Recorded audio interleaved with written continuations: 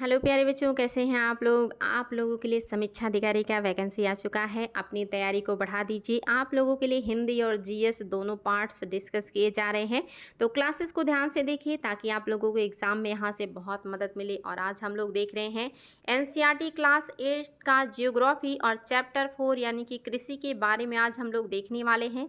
और आज आपका पहला प्रश्न है, निम्नलिखित में से कौन सा सही सुमेलित नहीं है। पहला है सेरीकल्चर यानी कि रेशम के कीटों का वाणिज्यिक पालन। दूसरा है पीसी कल्चर यानी कि कोयला उत्पादन। तीसरा है विटीकल्चर यानी कि अंगूर की खेती। चौथा है हॉर्टिकल्चर यानी कि वाणिज्यिक उपयोग के लिए सब्जियां, फूल और फलों को उगाना। कौन सा सुमेलित नहीं है। और जो सुमेलित नहीं है वो आप सभी को पता है, बिकॉज वो बहुत आसान है। आपका ऑप्शन नंबर 2 सही नहीं है, क्योंकि पीसी कल्चर जो होता है ये मछली उत्पादन से संबंधित है, मत्स्य उत्पादन से जुड़ा हुआ है, इसलिए ये सही नहीं है। बाकी बातें बिल्कुल सही हैं। नेक्स्ट क्वेश्चन बहुत शानदार है। जैविक कृषि के संदर्भ में कौन सा कथन गलत है। पहला, इस प्रकार की कृषि में रासायनिक खाद की जगह जैविक खाद का प्रयोग किया जाता है।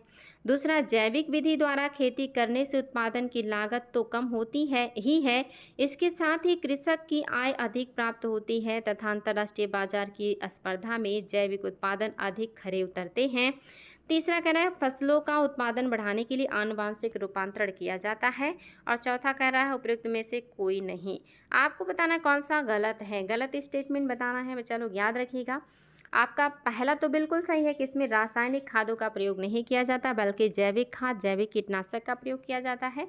दूसरा भी सही है कि जैविक द्वारा जो भी उत्पादन होता है उसमें लागत कम लगता है और अंतर्राष्ट्रीय मार्केट में खरे उतरते हैं, इन पर कोई प्रश्न चिन्ह नहीं लगाता। तीसरा गलत है, जो कि आपकी जैविक कृषि में इस तरह का कोई काम नहीं किया जाता कि फसलों के उत्पादन बढ़ाने के लिए आनुवांशिक रूपांतरण किया जाए, तो ये जैविक कृषि की विशेषता नहीं है। ऑप्शन नंबर 3 आपका बिल्कुल भी सही नहीं है। गहन निर्वाह कृषि के संदर्भ में कौन सा कथन सत्य है। पहला, इस प्रकार की कृषि पारिवारिक आवश्यकताओं को पूरा करने के लिए की जाती है। दूसरा, इस प्रकार की कृषि में धान मुख्य फसल होती है। तीसरा, यह कृषि दक्षिण पूर्व एशिया एवं पूर्वी एशिया में सघन जनसंख्या वाले मानसून में प्रदेशों में प्रचलित है। और आपका चौथा है उपरोक्त सभी सही हैं।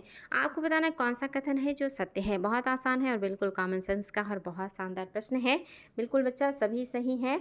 इस प्रकार की कृषि पारिवारिक आवश्यकताओं को पूरा करने के लिए किया जाता है, क्योंकि ऑप्शन में देखिए क्वेश्चन में ही लिखा है गहन निर्वाह, निर्वाह मतलब आवश्यकताओं की पूर्ति। इस प्रकार की कृषि में धान मुख्य फसल होता है, क्योंकि यही मुख्य खाद्य फसल है मोस्टली जगह का।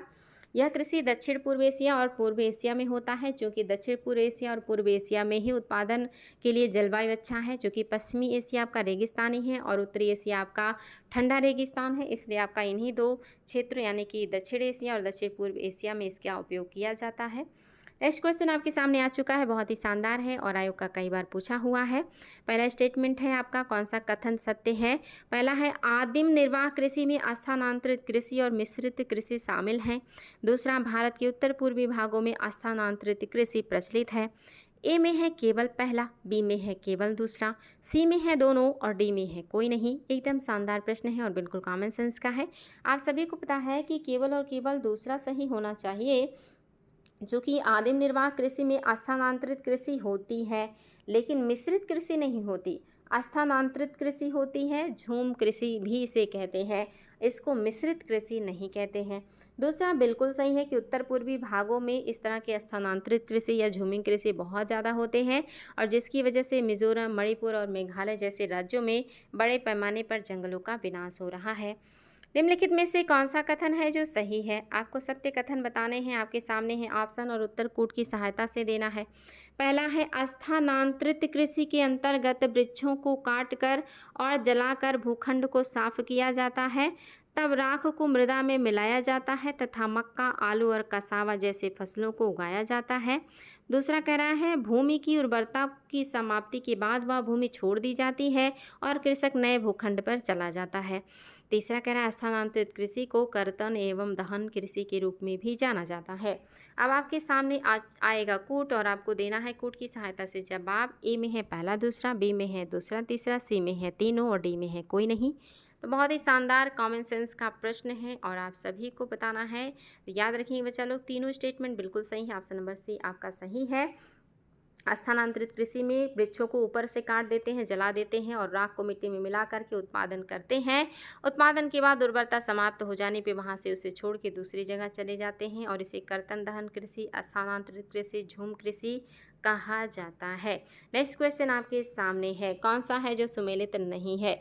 झूम कृषि क्या उत्तर पूर्वी भारत में कहते हैं?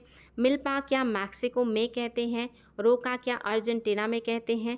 लदांग क्या मलेशिया में कहते हैं? आपको बताना है झूमिंग कृषि के अलग अलग नाम हैं, अलग अलग क्षेत्र से मैच हैं। कौन सा सुमेलित नहीं है?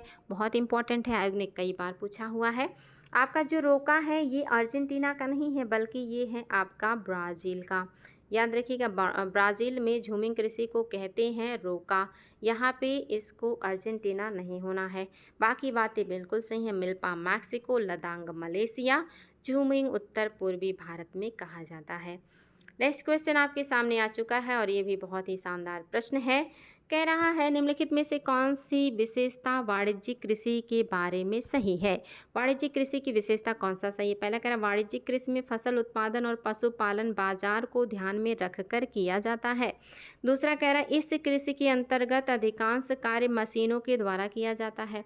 तीसरा कह रहा है वाणिज्यिक कृषि में रोपड़ कृषि, मिश्रित कृषि एवं वाणिज्य का अनाज कृषि शामिल है। चौथा कह रहा है सभी बातें बिल्कुल सही हैं। देखिए बच्चा लोग, आपके सामने हैं ऑप्शन और आपको देना है जवाब। तो यहाँ पे लिखी हुई सारी बातें सही हैं। वाणिज्यिक कृषि में फसल उत्पादन और पशुपालन बाजार को ध्यान में रख के किया जाता है। इसमें मशीनों का प्रयोग ज़्यादा किया जाता है। इस कृषि में रोपड़ कृषि, मिश्रित कृषि और वाणिज्यिक अनाज कृषि सभी शामिल होते हैं। आपके सामने दिया हुआ है कुछ विशेषता, उस विशेषता को पढ़ना है और आपको बताना है ये विशेषता किसके बारे में बात कर रहा है। इस कृषि में फसलें वाणिज्यिक उद्देश्य से उगाई जाती हैं। गेहूं और मक्का सामान्य रूप से उगाई जाने वाली फसलें हैं। उत्तरी अमेरिका, यूरोप और एशिया के शीतोष्ण घास के मैदान में इस प्रकार की कृषि का जो प्रमुख क्षेत्र माना जाता है। उपर्युक्त लक्षण कौन से कृषि के बारे में बात कर रहा है? आपको बताना ये जो विशेषता आपने अभी देखा सुना, ये किस प्रकार की कृषि की विशेषता है? निर्वाह कृषि, रोपड़ कृषि, मिश्रित कृषि या वाणिज्यिक अनाज कृषि? तो बहुत ही शानदार प्रश्न है बच्चा लोग, याद रखेंगे क्या सही हो जाएगा। और आप ये जान लीजिए ऑप्शन नंबर 4 आपका बिल्कुल सही है। ये आपका मक्का और ऐसे फसलों का उत्पादन की बात करें तो खाद्यान्न फसल है, लेकिन कैसा?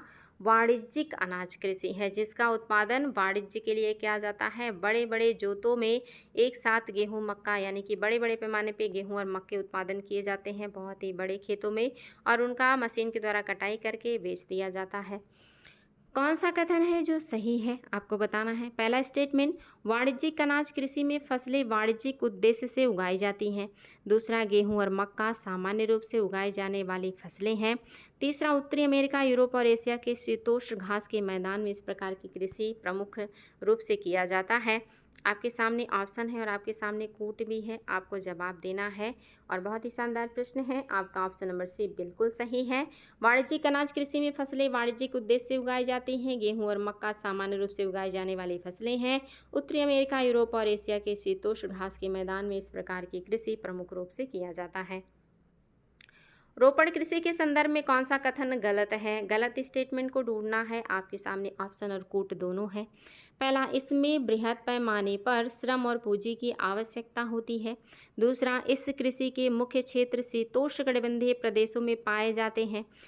तीसरा, इस कृषि में परिवहन जल के विकास की अनिवार्यता होती है। आपको बताना है रोपड़ कृषि के बारे में कौन सा कथन है जो गलत है। ए में है पहला गलत है, बी में है दूसरा गलत है, सी में है दोनों गलत है और डी में है सी में है पहला दूसरा गलत है और डी में है दूसरा तीसरा गलत है।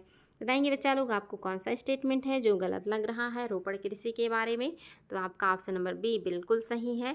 ये शीतोष्णकटिबंधीय प्रदेश में नहीं किया जाता, बल्कि जो रोपड़ कृषि है ये उष्णकटिबंधीय प्रदेशों में की जाती है और इसमें बृहद पैमाने में श्रम और पूंजी लगता है। साथ ही कृषि, परिवहन और जल की आवश्यकता भी होती है। इसमें आपके चाय के बागान, कहवा के बागान, केले के बागान, इस तरह की कृषि जो है वो किए जाते हैं, याद रखिएगा। नेक्स्ट क्वेश्चन आपके सामने आ चुका है। आपको बताना है कि किसी प्रकार की कृषि में भूमि का उपयोग भोजन व चारे की फसलें उगाने और पशुपालन के लिए किया जाता है। ये क्वेश्चन आपके इकोनॉमी का भी है और आपके जियोग्राफी का भी है और आप इसे हिस्ट्री से भी रिलेटेड कर सकते हैं। तो याद रखें कि कौन सा हो जाएगा, स्थानांतरित कृषि, रोपण कृषि, गहन निर्वाह कृषि या मिश्रित कृषि। तो इकोनॉमी में मैंने आप लोगों को पढ़ाया है जहाँ पे कृषि के साथ यानी कि फसल उत्पादन के साथ साथ पशुपालन भी किया जाए, उसे कहते हैं मिश्रित कृषि। धान की कृषि से संबंधित नीचे दिए गए कथनों में से कौन सा कथन गलत है। धान की कृषि के बारे में आपको बताना है कौन सा कथन है जो गलत है। पहला, यह उष्णकटिबंधीय और उपोष्णकटिबंधीय प्रदेशों का मुख्य आहार है।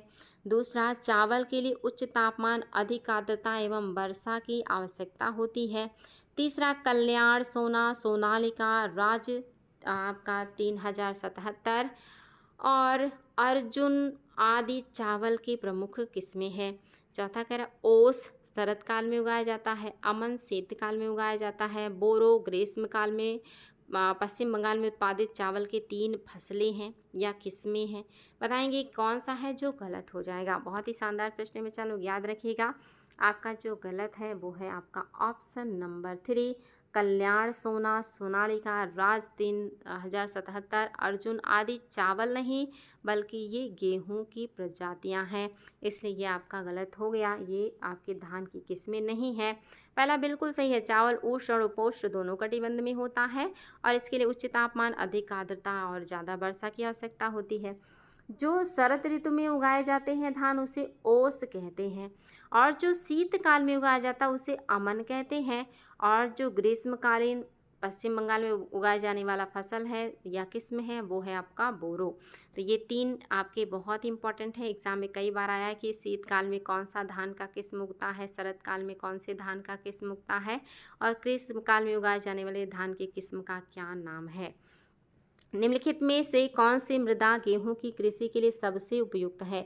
जलोढ़ मृदा, काली मृदा, दोमट मृदा या लैटराइट मृदा। तो बहुत आसान है, आप सभी को पता है कि इसमें जो सबसे अच्छी मिट्टी है वो है आपकी दोमट मिट्टी और यही आपकी गेहूं की कृषि के लिए सबसे उपयुक्त है। सुनहरा रेशा से क्या अभिप्राय है। सुनहरा रेशा से आप क्या समझते हैं। पटसन, कपास, रेशम और रायन। तो बहुत ही शानदार प्रश्न है, चलो फटाफट देंगे जवाब। और आप सभी को पता है पटसन जो गोल्डन कलर का होता है, ब्राउन कलर का होता है, इसी को सुनहरा रेशा कहा जाता है। कॉफी की कृषि के संदर्भ में नीचे दिए गए कथनों में से कौन सा कथन है जो गलत है। बहुत ही शानदार प्रश्न, बच्चा लोग ध्यान से उत्तर दीजिएगा। ऐसे प्रश्न आपके आईएएस पीसीएस समीक्षा अधिकारी जैसे एग्जाम में बनते हैं। कॉफ़ी की कृषि के संदर्भ में कौन सा कथन है जो गलत है। पहला कह रहा है इसके लिए गर्म एवं आर्द्र जलवायु की आवश्यकता होती है। दूसरा कह रहा है इसकी कृषि के लिए सुअपवाहित दोमट मृदा सबसे उपयुक्त होती है। तीसरा कह रहा है इस फसल की वृद्धि के लिए समतल मैदान सर्वाधिक उपयुक्त होता है और चौथा कह रहा है कि कोई नहीं। आपको बताना है कौन सा कथन है जो गलत है। शानदार प्रश्न है, उत्तर सावधानी से दीजिएगा और बिल्कुल आसान है। आपका तीसरा सही नहीं है क्योंकि इस फसल की वृद्धि के लिए समतल नहीं बल्कि मंद ढाल वाला चाहिए, यानी कि वहाँ पे ढाल हो और मंद ढाल हो ताकि पानी उसके जड़ों में ना टिके। पहला बिल्कुल सही है, गर्म और आर्द्र जलवायु चाहिए और सुअपवाहित यानी कि उपजाऊ दोमट मृदा भी चाहिए, लेकिन मैदान समतल नहीं बल्कि थोड़ा सा ढाल वाला होना चाहिए। नेक्स्ट क्वेश्चन आपके सामने आ चुका है, चाय की कृषि के बारे में कौन सा कथन है जो सही है। पहला कह रहा है चाय की कोमल पत्तियों की वृद्धि के लिए उष्ण जलवायु की आवश्यकता होती है।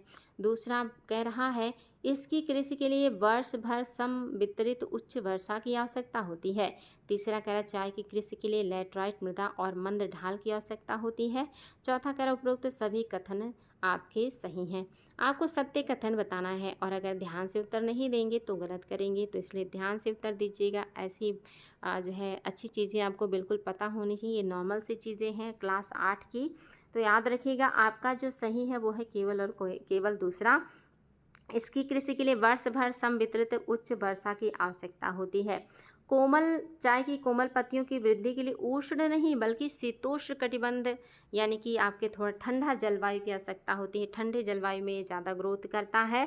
और चाय की कृषि के लिए लैटराइट मृदा नहीं बल्कि दोमट मृदा और मंद ढाल की आवश्यकता होती है। तो यहाँ पे दोमट मृदा होनी चाहिए थी, इसलिए आपका पहला तीसरा गलत हो गया।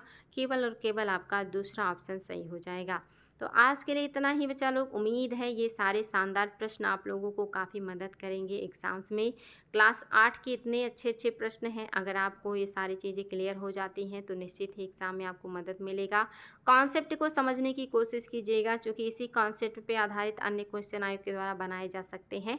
इसलिए कॉन्सेप्ट जो छिपा हुआ है इन प्रश्नों के अंदर, उसको ध्यान से देखिएगा, समझिएगा।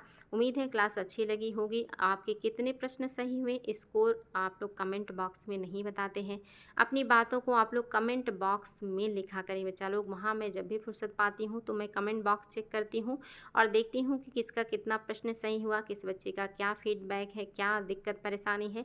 आप लोग अपनी बातों को कमेंट बॉक्स में ज़रूर लिखा करें। अच्छा लगता है आप लोगों के फीडबैक्स, आप लोगों का परफॉर्मेंस और आप लोगों के कमेंट्स को पढ़ करके।